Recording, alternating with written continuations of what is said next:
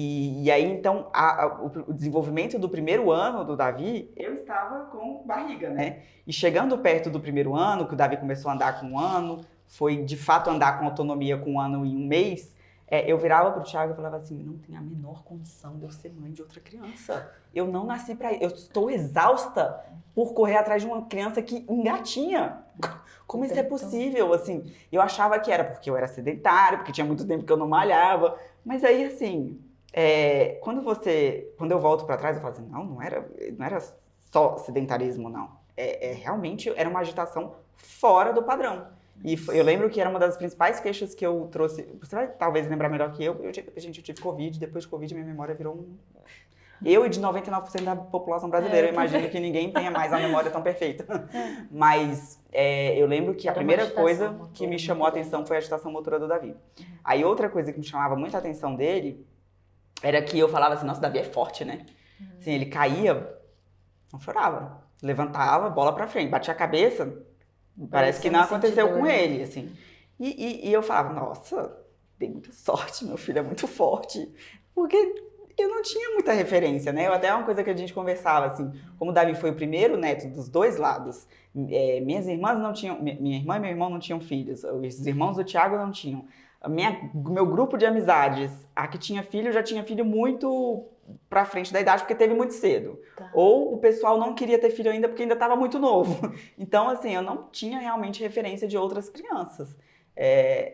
Num primeiro momento eu achava, é forte, meu filho me puxou, que a gente já tem uma leonina, então, né, assim, você vai se achar até a última instância. Mas depois eu fui ver, não, isso aqui não tá normal. É alguma coisa diferente. Porque ele tirava o sapatinho, ia pro meio do asfalto quente e parecia que era piso no porcelanato pra ele. É isso. Então, assim, o que é? Quando é uma disfunção? Quando começa a ser diferente. Então, vamos pensar para as mães olharem desde o início, né? Bebezinho chora demais, sempre chora, né? Sempre vai chorar. Mas um choro além daquele comum, para trocar de roupa, trocar o body. Quando tem etiqueta na roupa, muitas vezes as crianças gritam, elas não choram, elas gritam para tomar banho. A sensação depois do banho de se enxugar, também tem um choro excessivo, isso pensando lá no bebezinho. Para mamar tem uma irritabilidade muito grande, parece que nada dá certo com aquele neném. Para dormir, né, não consegue ter esse sono vigília aí em momento nenhum. Então isso tudo já pode chamar atenção para a disfunção do processamento sensorial. Lembrando que ela não necessariamente é um diagnóstico do autismo, tá? Não é um sintoma do autismo, mas é um diagnóstico co-ocorrente. Então eu posso ter crianças que tenham disfunção do processamento sensorial e crianças com autismo que tenham disfunção do processamento sensorial. Acho que isso às vezes não fecha o diagnóstico de TEA, mas tem a disfunção do processamento sensorial. Exatamente. Então começa desde bebê. Aí depois vai evoluindo, né? Começa a engatinhar, é um gatinhar frenético, como a descrição do Davi. Não nesse sentido. Por exemplo, nós temos um limiar muito alto, que é o que o Davi fazia, uma busca o tempo todo, e também tem aqueles que são apáticos.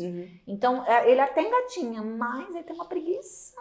Isso também pode ser algo dentro do processamento sensorial, uma disfunção. Então, tudo que for extremo dentro dos órgãos do sentido, você pode pegar os 5 órgãos do sentido e aí acrescenta, né, o sistema vestibular, que é o sistema do movimento, que é muito o que o Davi passava ali no momento em que a gente se conheceu. O sistema da propriocepção, que é a percepção desse corpo, percepção das articulações. Então, a criança vai para 2 extremos para poder perceber esse corpo, o que está acontecendo com o corpo dela. E a interocepção, que é o sistema emocional, o que vem de dentro interferindo no processamento sensorial. Não é das emoções, não é de comportamento. É interocepção, é sensorial. Seria tipo uma gripe, alguma coisa assim? Não, seria as emoções interferindo. Então, por exemplo, quando uma criança entra numa crise muito forte, essa crise que pode vir de comportamento, ela pode se transformar em sensorial. Então, são os sentidos que começam a desencadear uma crise sensorial também. Tá? Então você inclui os 5 órgãos do sentido, mas esses 3, que são os 8 sentidos aí. tá? Então, o processamento sensorial é uma disfunção dentro disso. São limiares extremos que a criança atinge. E o que é o acompanhamento da terapia ocupacional? É trazer o limiar que está nos extremos para um limiar ótimo, para um limiar neutro.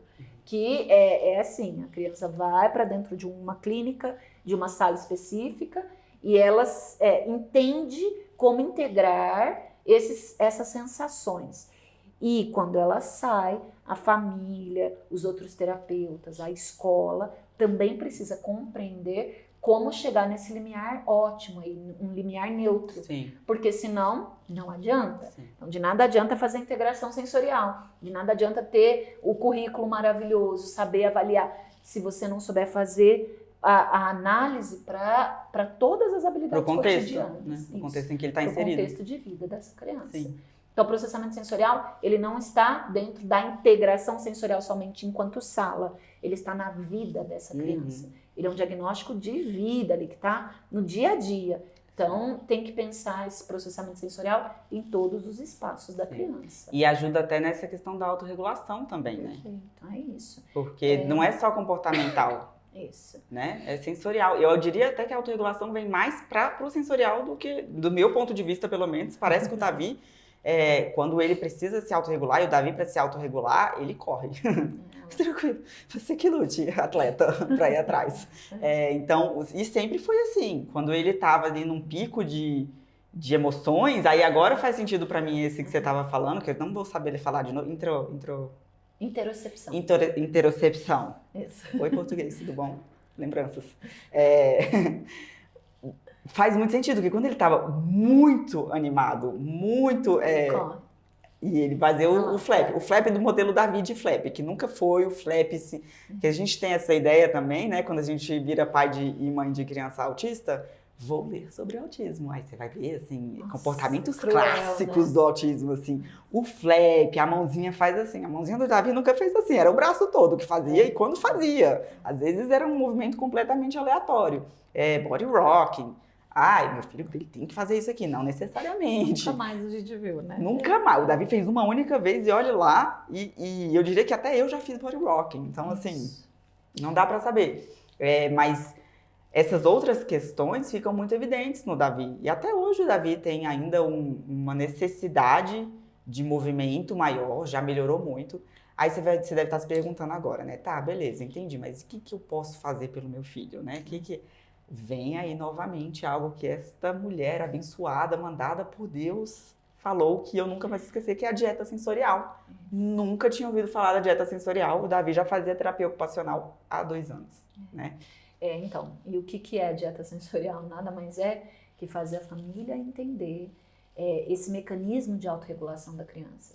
Então, você enquanto terapeuta ocupacional, você conhecendo aquela criança, acompanhando aquela criança, você tem exercícios, brincadeiras, momentos, acomodações sensoriais que a gente chama, que vão auxiliar a criança a entrar em contato com algo que vai organizá-la.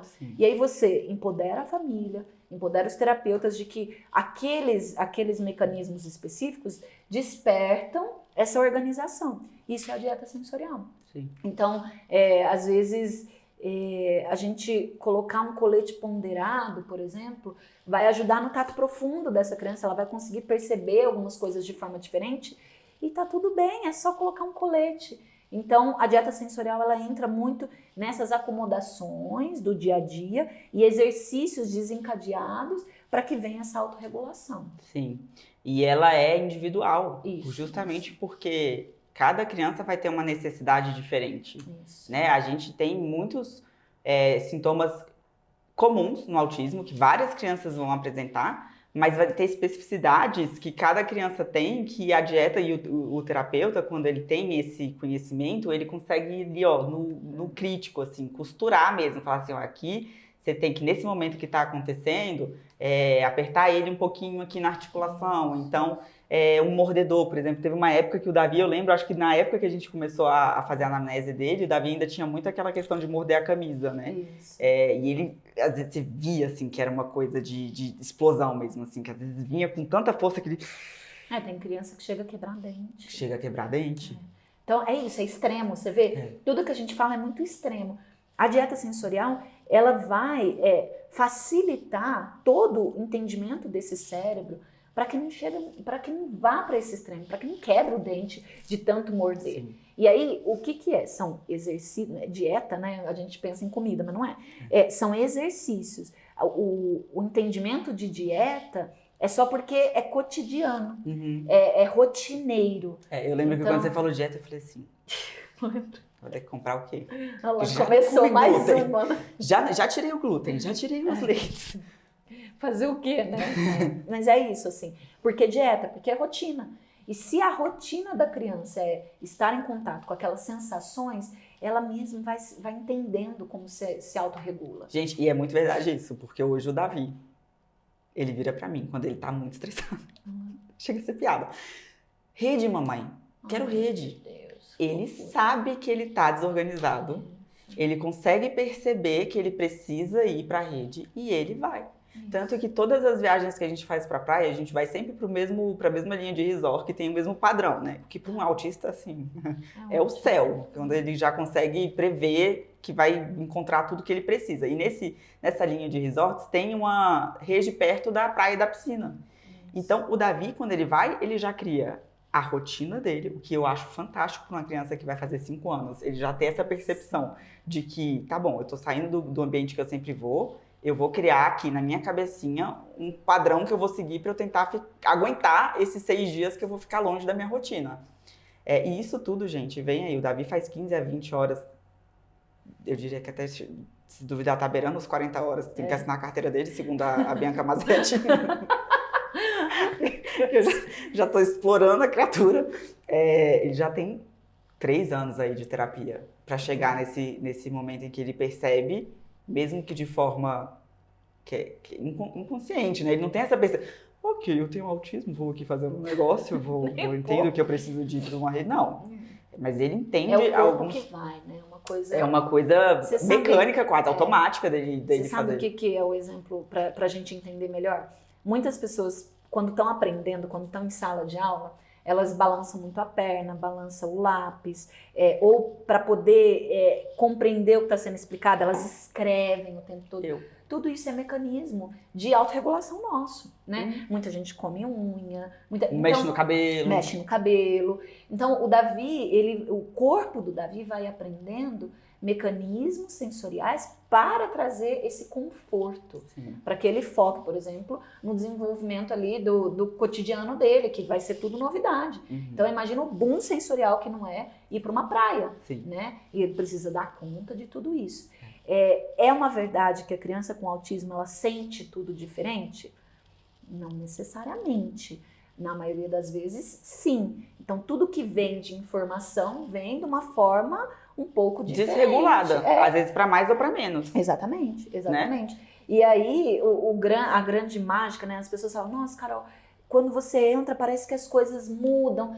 E não é. Na verdade, o meu papel enquanto TO é fazer a família olhar de uma forma potente para essa criança. Então, o nosso trabalho juntas foi vocês estarem abertos para olhar o Davi, não só o Davi sapeca que corria e que te desafiava e que mordia as coisas, porque ele é autista. Não é assim? Que tu também vira tudo culpa do autismo. Como se a criança não tivesse personalidade própria, não tivesse coisas intrínsecas do comportamento dele que não tem nada a ver com o autismo. E assim, sensações, emoções, né? Como se ele não pensasse, né? Não fosse uma criança pensante, um indivíduo, enfim, não fosse uma pessoa.